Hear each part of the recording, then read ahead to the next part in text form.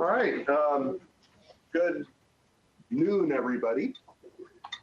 So I'm Vaughn Welch, Director of the Center for Applied Cybersecurity Research, and it's my pleasure to welcome you to another of the CACR Speaker Series talks. I'm very excited to have Maria Rerecich today here from Consumers Reports. I had an opportunity, I met her at a workshop, actually CISE hosted last year, and was really excited to see Consumer Reports diving into the area of computer security and privacy.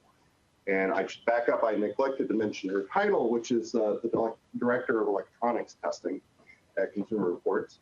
And then I was doubly excited when Maria accepted the invitation to come here to Bloomington and tell me and everyone else even more about what Consumer Reports is doing in this area. So with that brief introduction, I'll ask you to join me in welcoming Maria to Bloomington and the talk. Thanks, Ron. Everybody hear me in the back? We're good? And on the stream in here, everybody can hear me? Good, excellent. Hello, I'm happy to be here. Very excited to be here. I'm curious, what's the split in here between the law policy types and the comp sci types? Law policy? Okay, kind of evenly split. A little more on comp sci. Everybody else is computer science related? Excellent. Good, it's a good mix. We kind of mix that way too, which I'll explain a little bit later.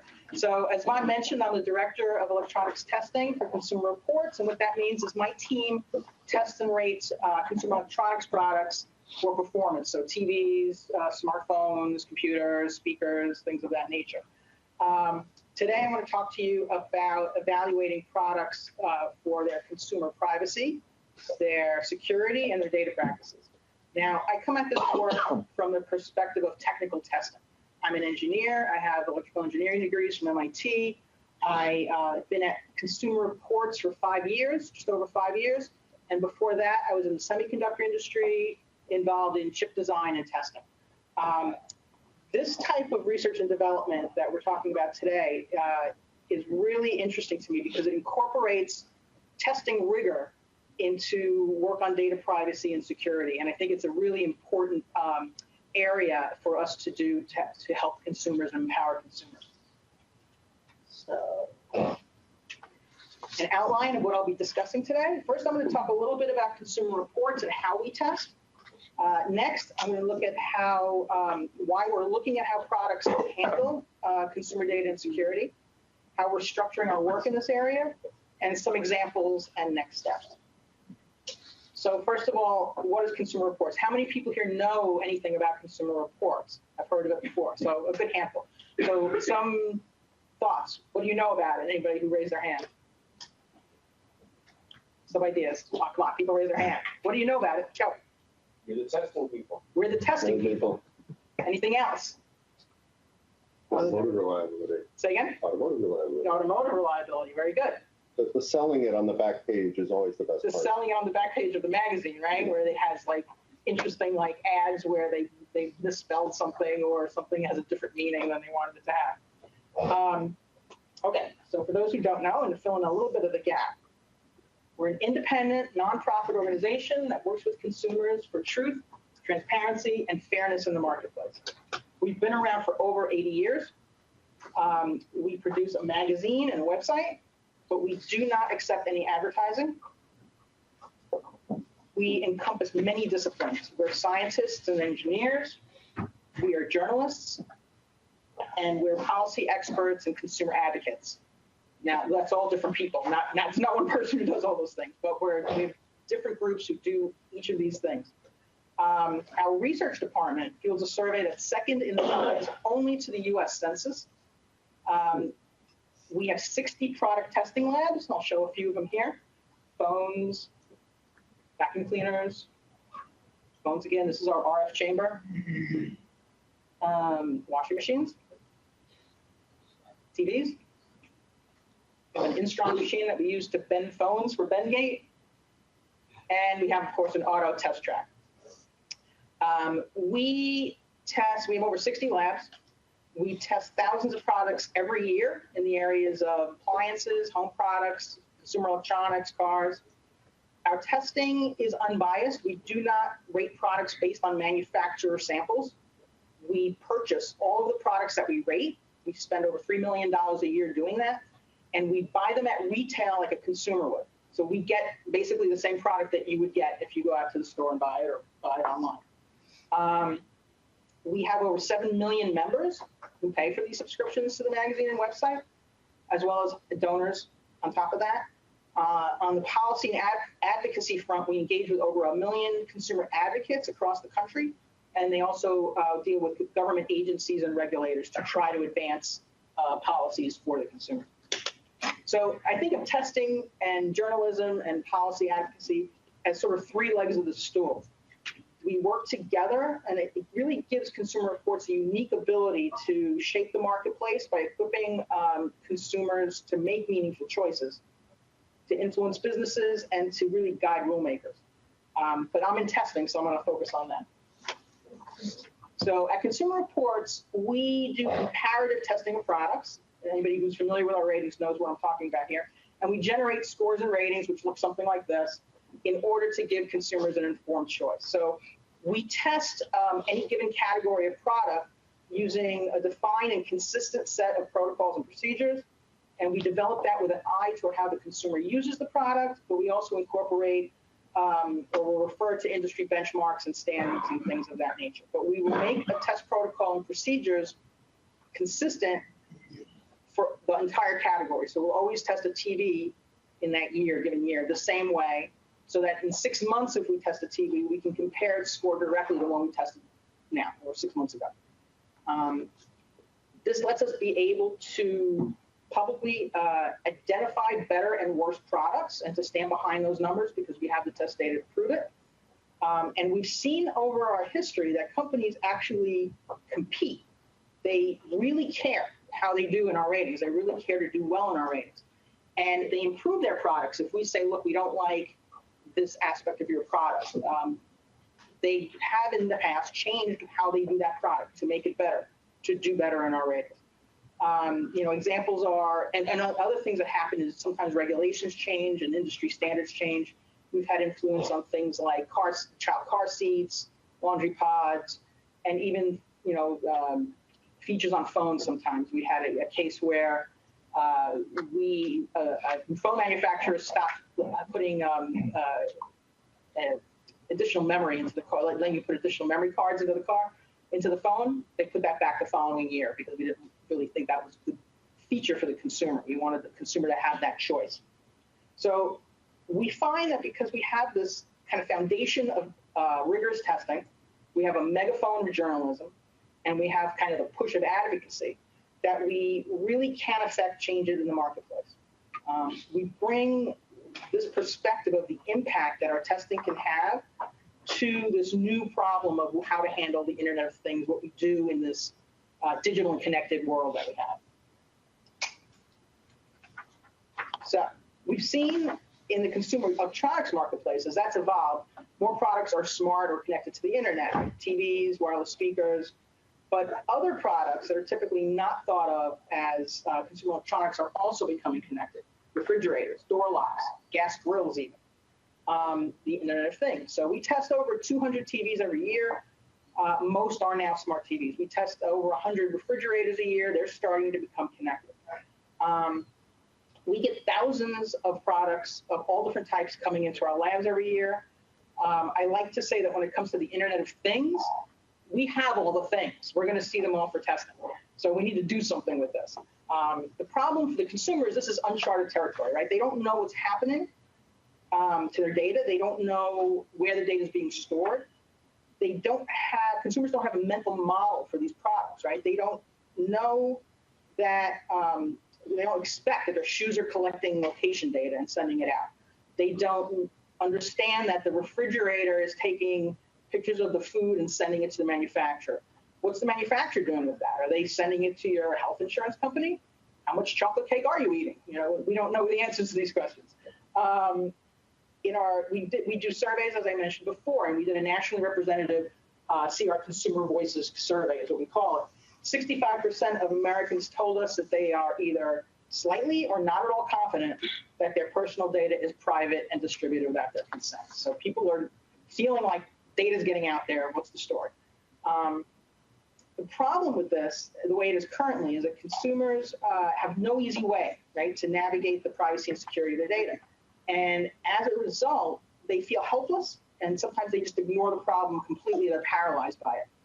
So we see a tremendous opportunity for us to make a difference in this area by leveraging our strength in testing and our ability to get the word out. So it's one thing to say, okay, we'll test for data privacy and security. But the hard part is figuring out how to do that in a way that's consistent, in a way that's repeatable, in a way that's quantitative. The first question is, what do you even test for? How do you define what's good? How do you define what you're looking for, what an ideal product would be for these aspects? So we see a need for a consistent and accessible standard to measure these products comparatively. Again, we want to be able to say this one's better, this one's worse. And in this way, we can impact the marketplace. And we call this effort to develop this standard, we call it the digital standards. So when we started developing this, we worked with a few other organizations, and we landed on structuring the work around 4 big principles. So those are, is it safe? Security. How safe or resistant to attack is the product? So this includes topics such as encryption and security updates, things of that nature. Is it private? Privacy deals with permissions, data permissions, and data sharing and consumer control over their data. How much can the consumer control what's happening to their data and know what's going on with their data? Are they good? Governance is whether companies' policies are good for the consumer. How well do they protect consumers' privacy? How well do they inform the consumer what's happening? And things also like freedom of expression and things of that nature. And is it mine? Ownership. This is concepts such as the right to repair and also permanence of functionality. Does it still do an expected function if it's not connected to the internet?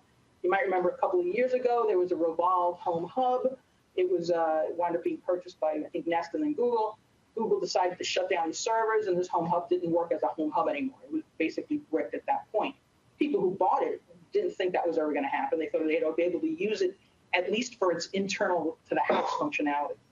And ownership is an interesting question when it comes to things like software ownership of hardware over hardware devices. So there's a big issue with John Deere tractors, which you may have heard of. The software is owned by John Deere. It's supposed to be serviced by John Deere. You're telling farmers they can't service their own tractor. It's a little dicey that way. And they're going out and getting black market software that they can flash into the tractors and use it that way so that they can maintain their own machines. So we have these 4 topics. For each of these, we define several criteria that specify what a test should look for. So we decided that rather than specify those or describe those criteria very technically, that we decided to describe them and anchor them on consumer expectations. So by way of illustration, a technical criteria for the environment of this room might say the temperature should be between 68 and 72 degrees Fahrenheit with such and such humidity, and measure sensors placed here in the room, things of that nature, right? But the consumer-friendly statement is the room should be comfortable to a person, right? The room should be comfortable. So in a privacy example, the consumer expectation would be, I should be able to know what information about me a company is collecting. That's the starting point. Then we came up with about a little over 40 of these types of criteria or consumer expectations, consumer statements. And then for each of these, we drilled down to add indicators. Indicators are the attributes that, if they're satisfied, they achieve the criteria. So in the room example, indicators would be temperature should be between 60 and 72 degrees, humidity should be this, and then drilling down from the indicators to the procedures is the actual test procedures of how you're going to measure that. Again, we start with the consumer point of view, though, because it's easier to explain that to consumers. You're not going to, dive down into talking to them about the details of encryption. You need to tell them something that they can sort of understand. They can understand it should be encrypted, but that's about as deep as they're going to go, right? But you need to go deeper for your actual test procedures. We did try to be fairly comprehensive. We didn't just concentrate on security and privacy. That's why we have this governance and ownership criteria as well. The digital standard is meant to be sort of a big umbrella with a lot of concepts. And we would expect that nobody might do all of those things and test all those criteria, but that different testing organizations would concentrate on certain pieces and others as well. So this shows you the digital standard. This is the website we have for it, thedigitalstandard.org. Remember the THE, it's easy to forget at the beginning of the URL. Now, this is an open source project. It's shared under Creative Commons CC BY license. And it's important to note that this is not just for CR. I mean, we're driving it and we're using it, but it's intended for anyone and everyone to use freely, to participate in, to add to it. We're trying to make a framework kind of for testing these kinds of products and for telling manufacturers what they should be doing for the good of the consumer, not just for what's good for the companies. So we hope everybody will take a look at this in the site. This shows a little bit about how it's structured. So it's structured in columns, and we're working on the formatting of all this. But right now it's structured in columns like this, where there's a test name on the left. The next column is criteria. So those are the consumer expectations that I talked about before. I'll talk about the third one. These are 4 examples. I'll talk about the third one down just as an example. So data control is the name of the test. We just had shorthand names to be able to talk about them easily. The criterion, which again is the wording of the consumer expectation, is I can see and control everything the company knows about me. The next column is the indicators. These are, again, remember the attributes that you need to satisfy the criteria. So these are things like the users can control the collection of their information. Users can delete their information. Users can control whether their info is used for targeted advertising. So these are various components that would make up I can see and control everything the company knows about me. Then in the right-hand column is the procedure overview. So these are not technical test procedures. These are just kind of an overview of how you go about it. We sort of assume that the technical test procedures, besides not being readable in this sort of a format, would be it's kind of secret sauce for various testing organizations. And we would have like detailed procedures written up separately, maybe not shown here, but we would show things like how to get into it from here. So basically the idea of it. So part of the data control one is, part of it's actually looking at publicly available documentation, the privacy policies and stuff to see what the company says they do. Part of it, which I think is hidden in this particular slide, is going through deletion of an account and seeing if the data is really gone at that point. Things of that nature. So you'll also see next to each of the test names, there's a little link, and that goes to the GitHub repository for this. So everything in here is coming in from a GitHub. This is just one example of a piece of it. This is the encryption piece of it. The important thing about the digital standard, I'll just go back to here too, is that this is a work in progress. It's not complete.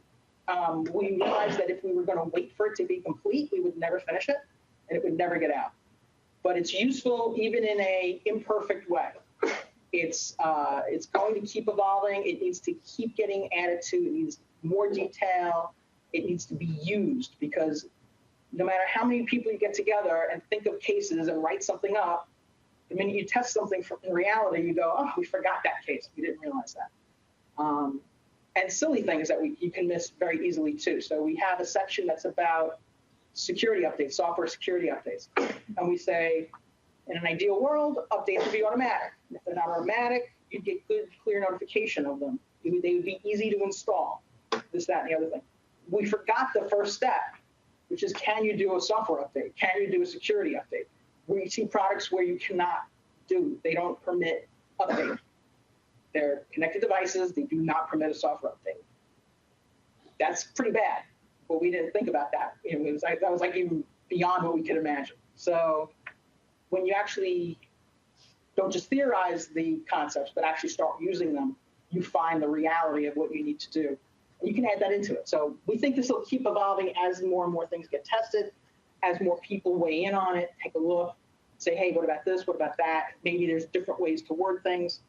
We're totally open to any comments in here, pull requests on the GitHub, anything like that. So the GitHub set up for that, and we periodically sweep through the comments and try to incorporate the ones that we think are the right ones to incorporate. Been a little slow at that cycle, and we're going to be getting faster at it now. We have a little extra help to work on.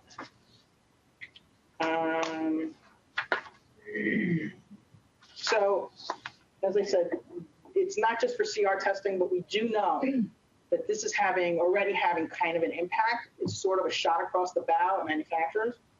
The day that we launched this, that we published about this digital standard, we started hearing from major product manufacturers. They wanted to know when it would start, when we're going to test for it, how we're going to include it in our ratings.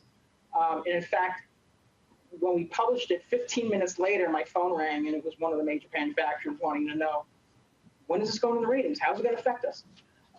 So they want to know, and they're, I won't say they're worried, but they want to understand how we're going to do and how we're going to do it. So we're very cautious about releasing new tests. We want to make sure they're right. We want to make sure they're consistent before we actually use them to affect a score. But we will be doing testing and experiments and publishing based on what we see there. So I'll get to a little more of that later. Here is an example. I want to give an example from a health app that we investigated. So there's two criteria that I'm just going to point out in this one. One of them is the product protected from known software vulnerabilities that present a danger from attackers. And the second one is about passwords. So looking at the first one, again, the criterion is the consumer statement. The indicator is the attribute, right? The software is secure against known bugs and types of attack. Procedure overview, one of the procedures could be launching activities from the user interface, monitor the communication to and from the device. Obviously, there's a lot more things to that. The detailed procedure would be more detailed than that. But that's the type of thing you could do there. So we could apply this to this health app. So the Glow app is a women's health and fertility app. It collects a lot of very personal data and sensitive data. It has a partnering feature where a user can select a partner and share their data with them, their health data with them. So when we looked at this first criteria and we started monitoring communication to and from the device, we found that an attacker using that app could make a connection to a user with this partnering function. And when they did that, that user's health information was transmitted to the attacker's device immediately without the second person accepting the request, knowing about the request, or anything. It just came on in. And things came in directly into the app, and even more data came in on the traffic if you were monitoring the traffic coming in. It wasn't all visible on the app, but it was a lot of really sensitive data. Not a good thing. So we failed that criterion, right? It presented this danger, right? It had this danger from attackers. So we also had a criterion about the passwords. That's the second one there. One of the indicators is you need the existing password to change the password, right? That makes sense. And our procedure overview at the time says, notice that the product requires knowledge of the existing password in order to execute a password change. So the Glow app does, if you're going to change the password using the app, you do need to know the password. So that's good. However, there was an API call to change the password. And if you gave it just the API call, you could change the password without knowing the password. So you could just change somebody's password willy-nilly. And it wasn't really hard. These weren't, this wasn't, really difficult work to do. This was just having Burp Suite. That's all it needed. It was not a lot of hard work. Those are like two of the things we found. We actually had a list of 17 different issues that this Glow app had. We contacted them, went through the list on them, and they fixed it in like a week and a half. Fixed everything that we gave them, which was good. We made a difference. They sent out a letter to their users. They said you need to put in a software, an app update. You need to all do all this. So we were really happy that they fixed it so quickly. It was a little unsettling though, because it wasn't hard. They could have done it to start with. They just didn't want to. They didn't pay attention to it. And I think that's part of the issue that we run into, is that companies are in business to get that app out the door, to sell the television, to do whatever they want to do. They're not, even though they may say they're thinking about data privacy and they're looking at security, they're not really prioritizing it. It was very simple in this blowout case. They were able to fix it so easily. It wasn't hard technically. They just didn't give it any time. It wasn't part of the development. It could have been part of the development. It should have been part of the development. So one of our hopes is that by looking at these things and pointing these things out, that at least some companies will, get the clue and realize that they should do this to start with. It's good to make a difference, at least even a little. It'd be better if they start, it starts building up momentum. So that's what we want to try to do. We also recently completed a smart TV finding. So we tested 5 smart TVs, one from each of some major manufacturers: Samsung, LG, Vizio, Sony, and TCL. TCL is a Roku TV. So we found a couple of things. Now, we looked at both the privacy and security criteria of the digital standard. From a security standpoint, we were able to hack into the Samsung and the TCL, which is the Roku TVs. And what we found could be done on other Roku TVs as well, other Roku streaming devices, Roku sticks, anything of that nature. We were able to basically take over the remote control API call. So it wasn't authenticated well enough. In the case of Roku, it wasn't authenticated at all. In the case of Samsung, had a little weak authentication.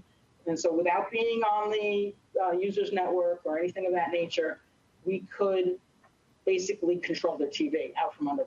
So we can increase the volume to 100. We could change the channels. We could change the channels fast. We could open up the YouTube app and search for videos and launch those.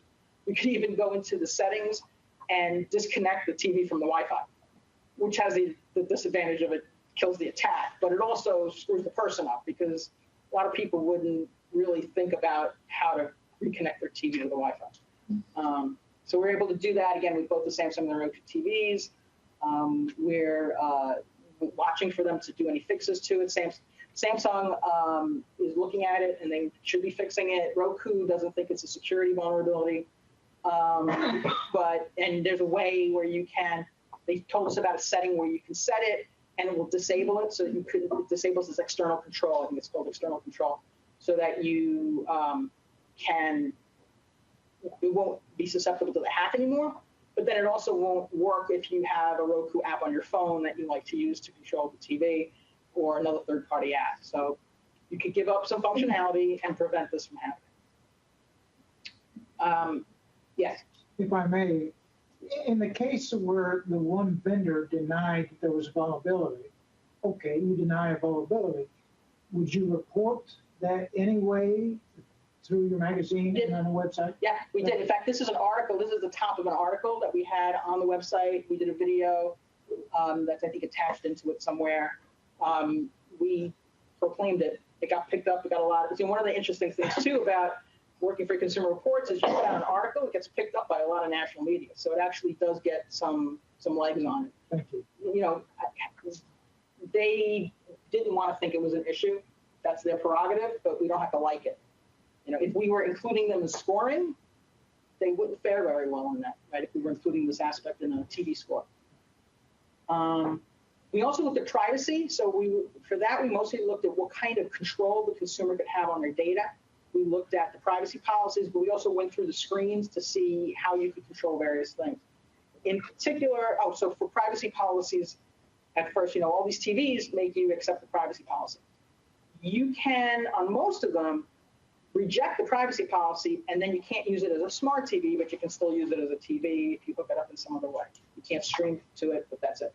One of the TVs, the Sony, you could not even finish the setup unless you agree to the privacy policy. So you can have this TV not connected to the internet at all, not want to connect it to you, you just want to stick your rabbit ears into it, and that's it. You have to accept the privacy policy. Now, it doesn't have much meaning if you're not connected to the internet, but why should you have to do that? You shouldn't have to do that. We also looked really hard at the ACR, which is automatic content recognition. So I don't know how many people know what that is, but the TVs pretty much get a signature of what you're watching, the content you're watching, and send it back to the manufacturer frequently. So the manufacturer pretty much knows everything you're watching, from that. All of the TVs have a way to shut that off. It is difficult to find. It's buried in menus sometimes. It is not obvious what it is when you see it. They all have different names for it. They call it smart interactivity. Oh, yes, please, I want smart interactivity. But I don't want ACR, I want to turn that off. So we found that it was very not consumer friendly to find these things and to turn them off. Some TVs made it easier to understand what was going on than others. But it's not clear if a consumer really would understand that as they're going through their setup. And let's face it, you come home with your new 65-inch TV, ready to watch the game, you put it up on your wall. You're not going to sit there reading every word of the policies to see I should say yes to this and no to that and maybe to this one. It's not a real consumer-friendly behavior. So what we did for that one is we actually wrote another article, which I think this links to somewhere, where you can where we actually went through each of the brands of TVs and we told people how to set ACR off on each of these TVs. Because again, it's not easy to know. But if somebody really cares, they could follow the instructions and do it from that. What else about the controls are just very difficult. If you start looking at a bunch of different TVs, it's very different where their software update stuff is. Some of them are automatic. Some of them you need to turn on to be automatic. Some are default automatic. But it's very difficult to really know how to do it. There's no standardization. Yes? Did any of these TVs have cameras on them? No. TVs stopped having cameras on them a few years ago. There was that time when there was a big deal about that, but none of them have that now. On the other hand, they do. They can't see you, but they know everything you're watching, whatever that is. And people might say, well, I'm okay with that. I don't care that they know what I'm watching. But there's a lot you can figure out from what you watch, right? Let's say a particular TV in your house is only on after 3 p.m. and watches kids shows. Well, now you know there's probably a child living in that house, right? That's not necessarily information to have out. That's not necessarily information you want out. But it's there's a lot to what kind of data can actually be taken out of that. Yes? Are some of these smart TVs capable of recording audio? Are they record audio? So they have, a lot of them have a voice control in the remote, which you're supposed to activate with a button generally and then talk. But all of that voice control, all that voice recognition is done, outside the TV. That's another aspect, actually. I think a lot of people think that the remote is decoding their voice and figuring out what the command is, but that all goes out and comes back in, right? There's certain services that do that type of speech recognition to figure out what it is and send the command back down. There's no other than that there's no other that we know of microphones in the TV to listen to. Some of the automatic content recognition does use the audio from the TV program as well, but not from your voice. Okay, there's that. So next steps. We're testing groups of products. We're going to continue to test small groups of products. We did those 5 TVs. We're doing other small groups of products to see what we can find to exercise the digital standard, to see what kind of improvements it needs, but also to generate content. There is seemingly something to find in any group of products we look in. A lot of people say when we found the Glow app, we didn't know it was going to be such a disaster the way it was. And somebody said, "Oh, you found a low-hanging fruit." And the description I give to people is, it's not low-hanging fruit when it comes to the Internet of Things. The fruit is all over the floor, and you just need to decide whether you're going to step on the apple or the peach. It's like you almost just run into it. There's a lot of improvement that companies can make if they start thinking about this aspect. They'll think about the aspect if we can give them a reason to. And if embarrassing them gives them a reason to, great. If people saying, "Oh, these are 2 identical TVs, but this one treats my data better than that one," and they make a decision on purchasing it, then the manufacturers really will pay attention. So we're trying to work toward that. So we will keep publishing results of groups of products that we do as we figure out how best to do it.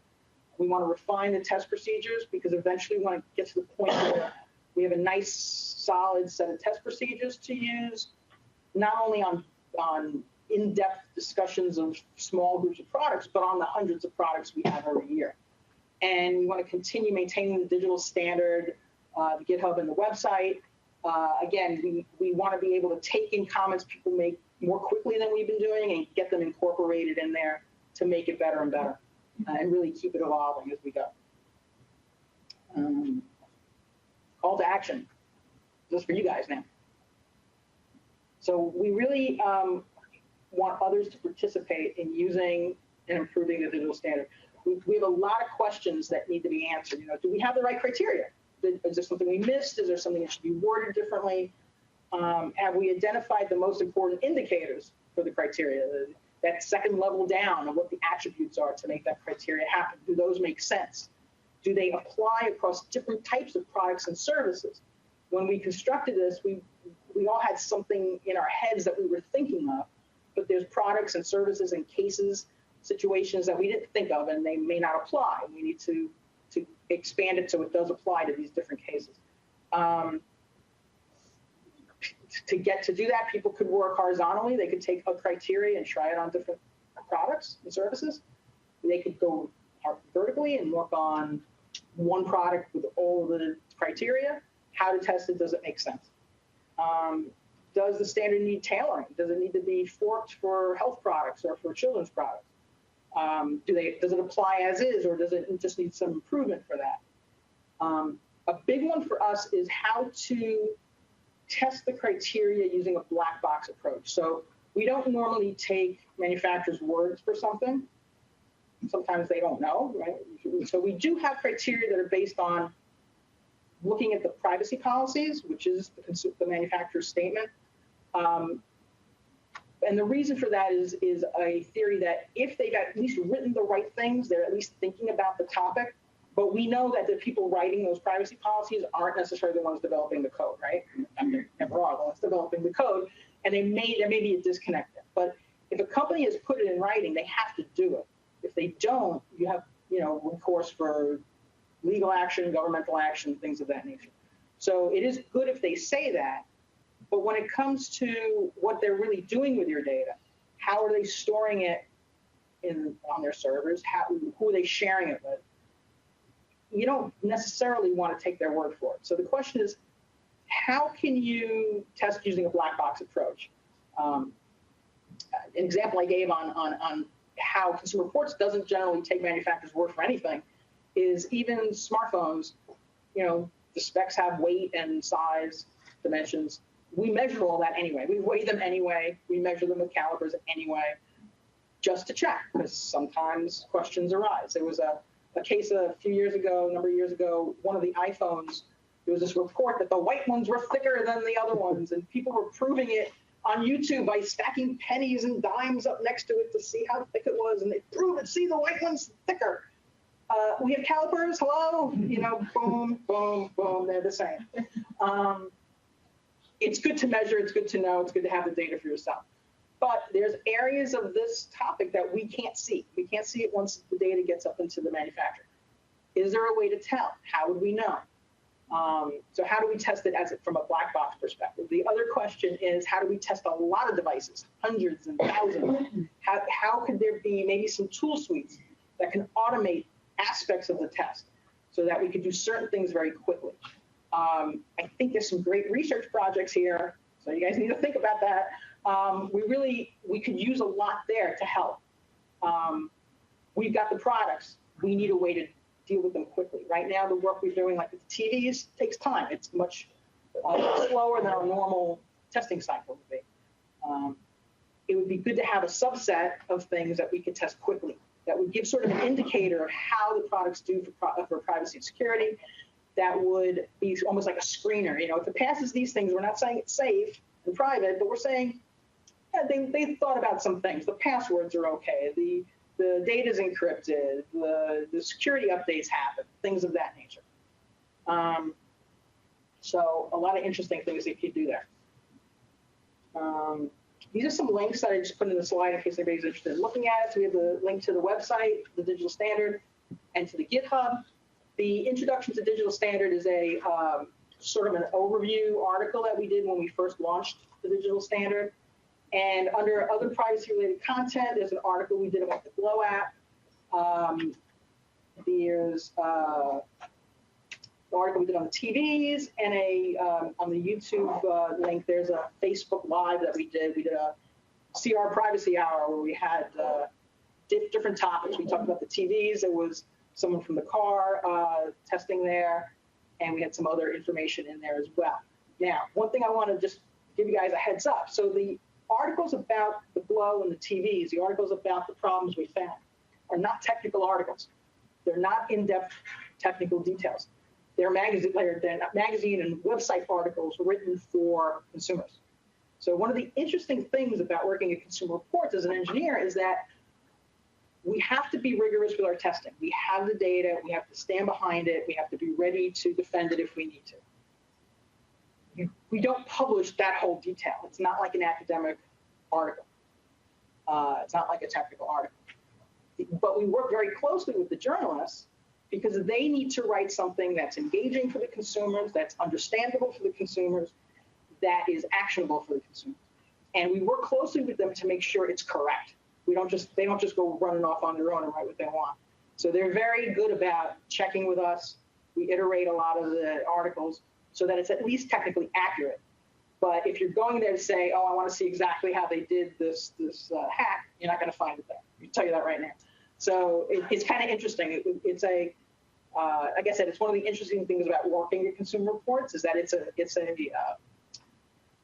publishing company. It's not an engineering company, but there's such a strong engineering foundation to it that the whole company realizes that it's nothing without the testing. The testing has to be there. The data has to be there. And the publishing is how we get that word out. It's not an end unto itself. So it's really pretty interesting to have that combination of people there. Like you have a combination of policy people and computer science people here. So the goal of this whole thing is to have an openly sourced digital standard. We want to hold manufacturers and providers accountable for how they manage consumers' privacy, security, and data. We want to guide testing on a level playing field, and we want to give consumers a way to make informed choices. Again, this can be a mechanism to incentivize the manufacturers. We want to have them get some priority and focus on consumer protection empowerment, because if they know we're looking at this, maybe they'll think about it when they're developing and not just wait until somebody catches it. And the idea is that we press pressure on the market forces. So they're not going to change this through regulatory practices, but they might change it through the market. And if we can influence the market and help consumers influence the market, the manufacturers can change their practices. So that's our hope. We really want that to happen. Again, we're seeing some small changes already and interest already, but we're going to need to keep it going. This is a long-term effort. This is not like a 6-month thing and we're done. We're going to be in this for the long haul. And we're really looking forward to how this plays out. We're looking for everybody's participation. Jump in, take a look, make comments, think of research projects. I'm always happy to talk to anybody about something like that we might want to get involved in. And that's what I have. So thank you. You have any questions?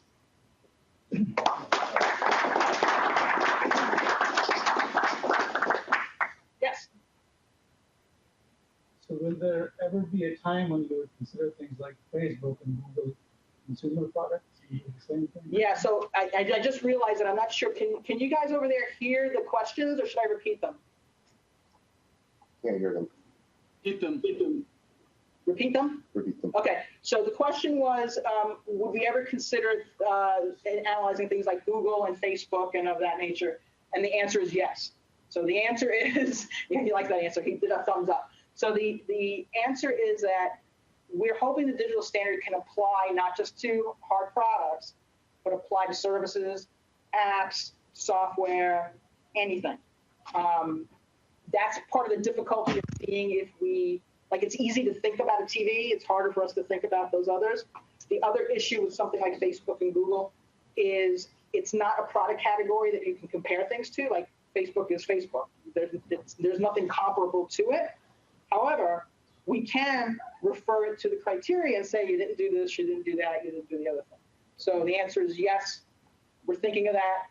It's a question of exactly how to do it. That's the difficulty of this whole thing, how to do these things. Yes.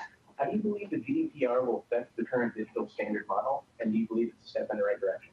Okay, so the question was about GDPR and if it will affect the digital standard model and if it's a step in the right direction. So what's interesting about that is at Consumer Reports, we do have a relationship with similar consumer testing organizations in Europe, which in the UK, Consument and Bond in Holland, Stiftung Warentest in Germany. We work with them. There's some tests that we actually partner with, share results, share procedures, things of that nature.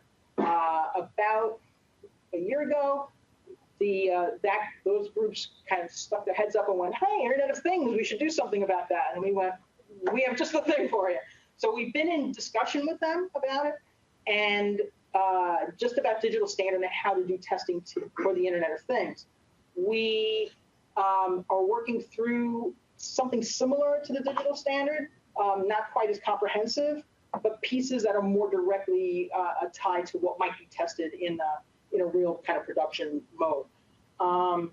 When I'm there with meetings, we'll talk about a certain criteria, and they'll go, and somebody will go, oh, but that'll be fine. That'll be taken care of with GDPR. And I raise my hand and I go, not for us. And everybody goes, oh, yeah, that's right. You guys don't have that protection. I said, yes, we pretty much have no protection. So we're waiting to see what's going to happen with GDPR. It's going to be very interesting because if a manufacturer needs to change their practices for that, chances are some of that's going to have to trickle down into the U.S. market. They're not, unless they're making different products with different policies. Now, they might, because the value of the data to them is so great that it might be worth actually having two paths. So I don't know where they're going to wind up with it yet, and I think that's one of the things we'll need to see. I think even in Europe, they're waiting to see if GDPR really is the answer for them. I don't think they really know that. There's a lot of high hopes for it, but things never kind of work out the way you anticipate. Yeah, it'll be an interesting 3 months. Yes, it'll be very interesting. Yeah. Yes. So speaking of, you said there's no protection for us here. There is one law that gives protection, which is CACR. Yes. There is a paper which is not publicly available yet for fear of a lawsuit making it never become publicly available, but we'll be at the Privacy Enhancing Technology Symposium about CACR in smartphone apps. You should keep an eye out for it. Okay. They basically found that every app on the Apple or Android stores for children have severe CACR violations, and they have a really nice framework for automatically finding CACR violations. Oh, wow. So you might be very interested. I would be very, did you involved in that or somebody? No, and I can't really tell you who was because I they really understand. don't want anybody paying attention to them until the paper becomes Yeah. published, and it's too late to file a lawsuit to prevent it. To prevent it from being published. Yeah. See, so one of the things that's very interesting, another interesting like Consumer Reports is because we're a publishing organization, we have a lot of First Amendment rights. They can't stop us from publishing. So it's sort of an interesting thing that, we have an interesting power that way. We have had occasions in the past where we've gotten sued, and we're very paranoid about our data because of that. We've never lost a case. These are things like, I don't know who remembers the Suzuki tip-over case. We had a Bose headphones case. But, we basically, because we maintain our impartiality and we're saying, we're not out to get this one or that one. This is the data. This is what we did. This is how it turned out. That's the answer. That's how we work. And with that, we have that sort of, definitiveness. And I know if a manufacturer wants to come talk to us because they don't like our results, let them come. I got nothing to hide. This is what we did. Here you go. It's not personal, it's just data.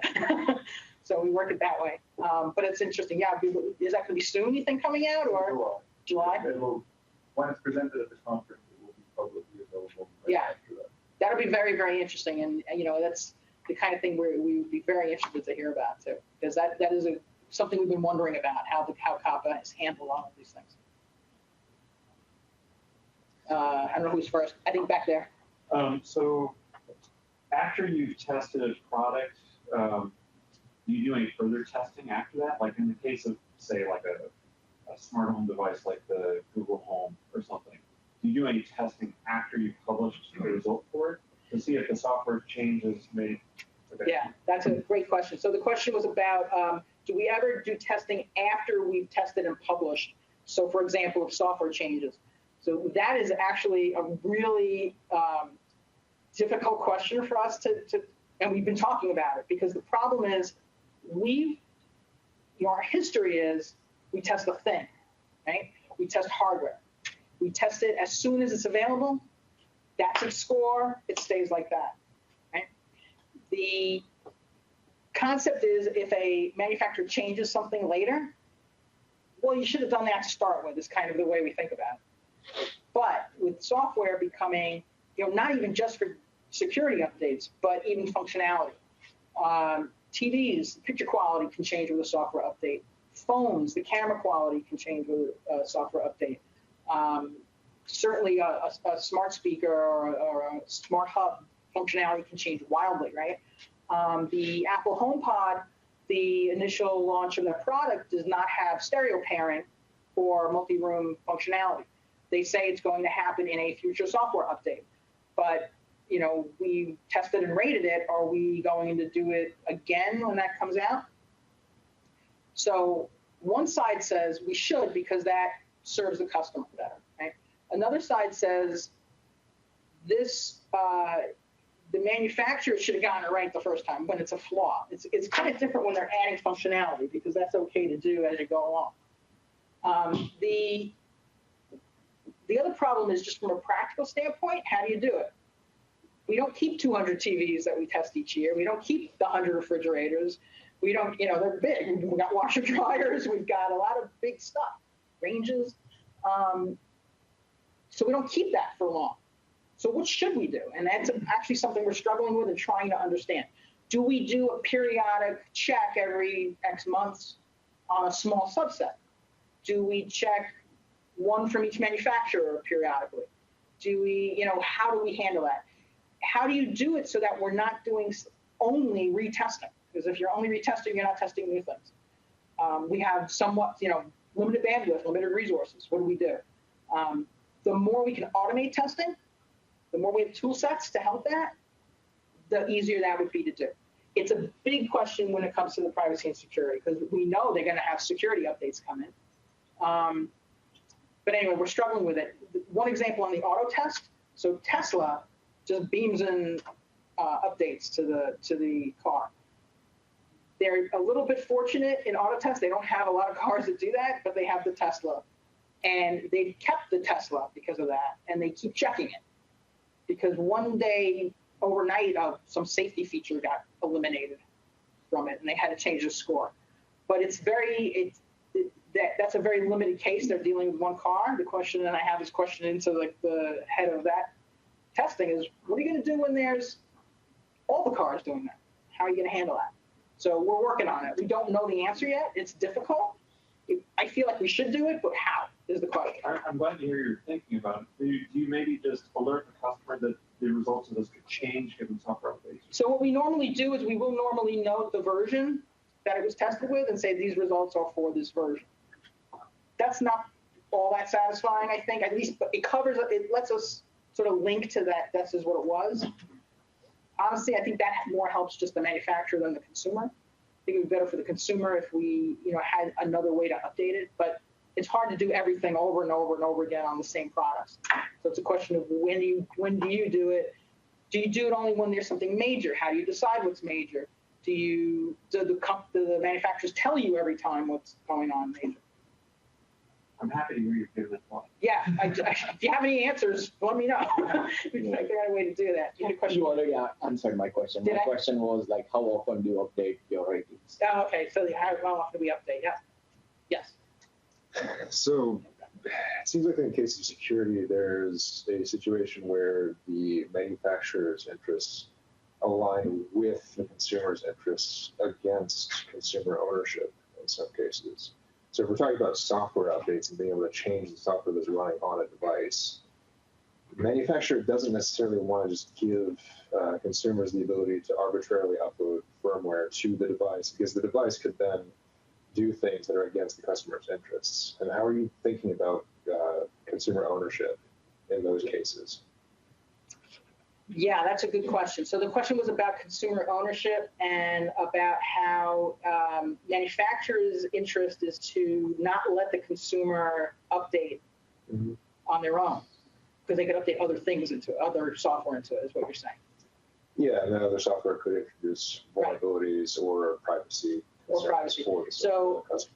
The parts of the digital standard where we talk about software updates is mostly, that's not in the ownership section, is mostly related to updates from the manufacturer, right? And patching security and things of that nature.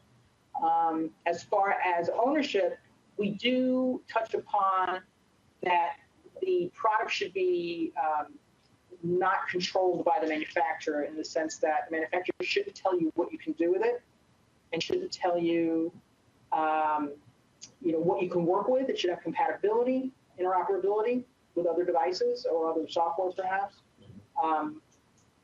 But yeah, we don't explore a lot of that. And in fact, the ownership section is sort of more lightly touched than other things on that. There were a couple back there, and then over here. All the way in the back, I think we had a couple first. Right? No, yes? Okay, so.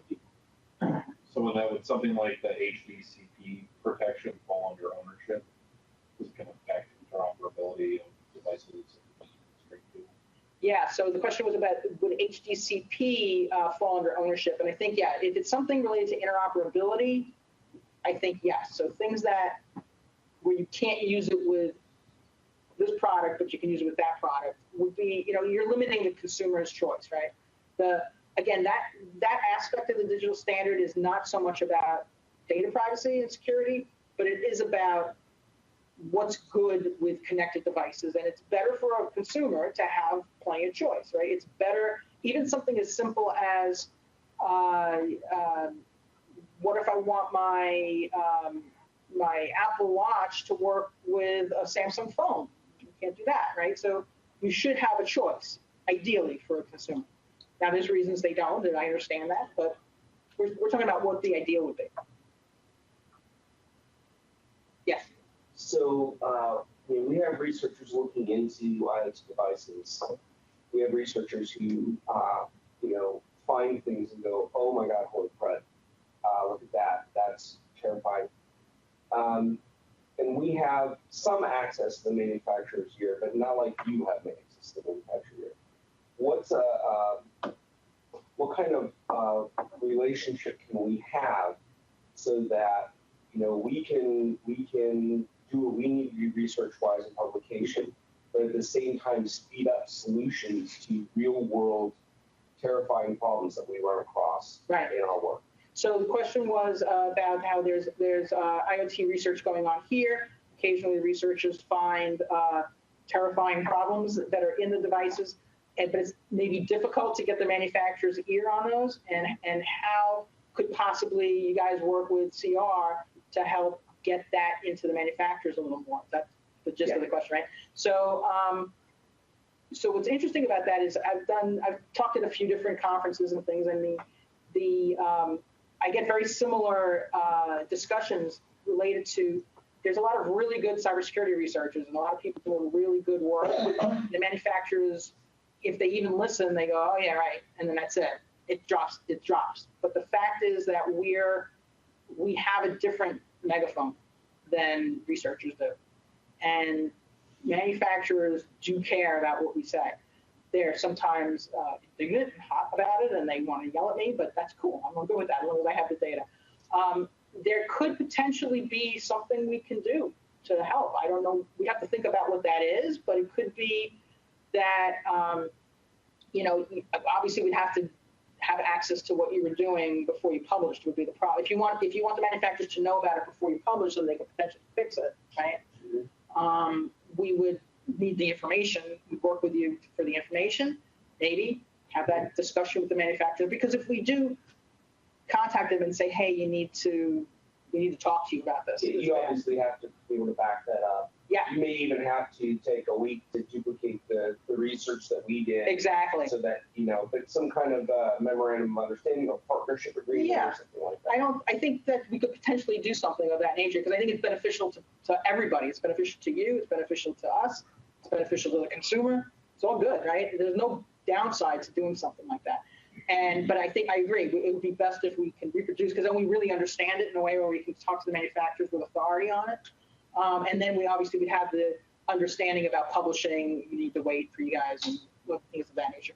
Normally, when we do these things on our own, we give the manufacturer very little time because we want them to hop to it, right?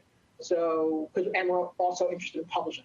So we do that, but we'd have to figure, we'd have to work out an arrangement on that. But I don't think that's out of the question, because like I said, there's a lot of good that can come from that.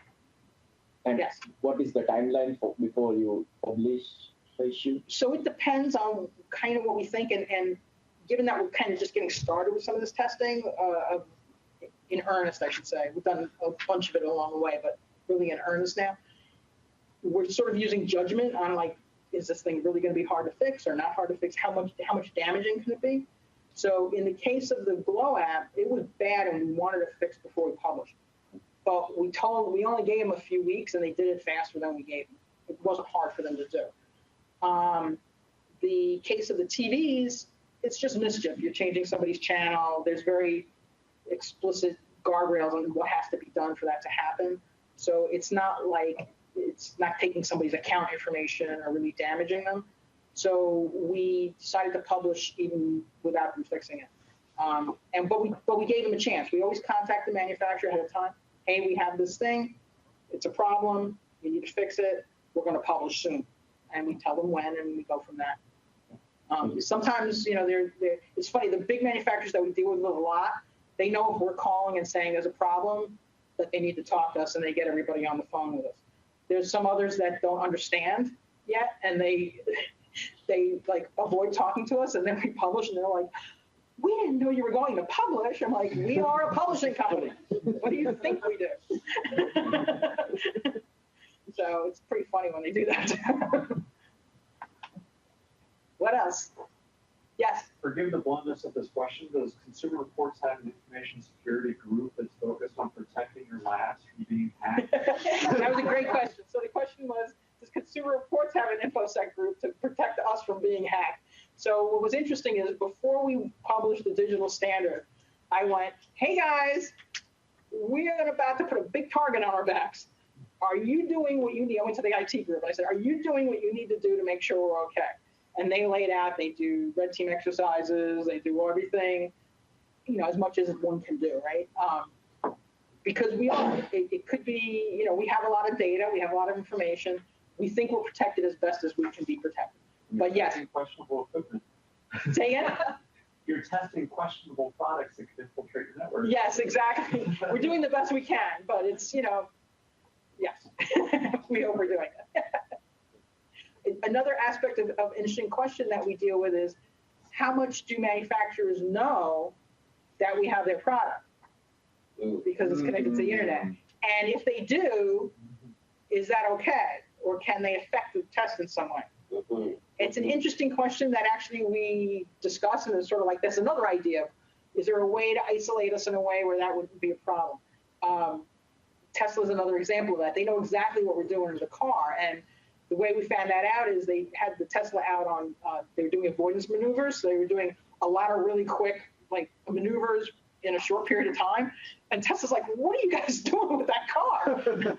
They were trying to figure it out, but they were able to kind of just almost exactly see from the telemetry coming off the car what we were putting it through.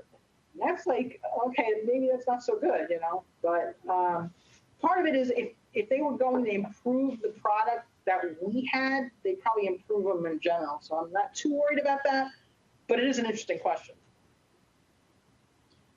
Well, we're after 1 o'clock, so I know some people have to start heading out. So let me first ask everybody to help me thank Maria one more time. And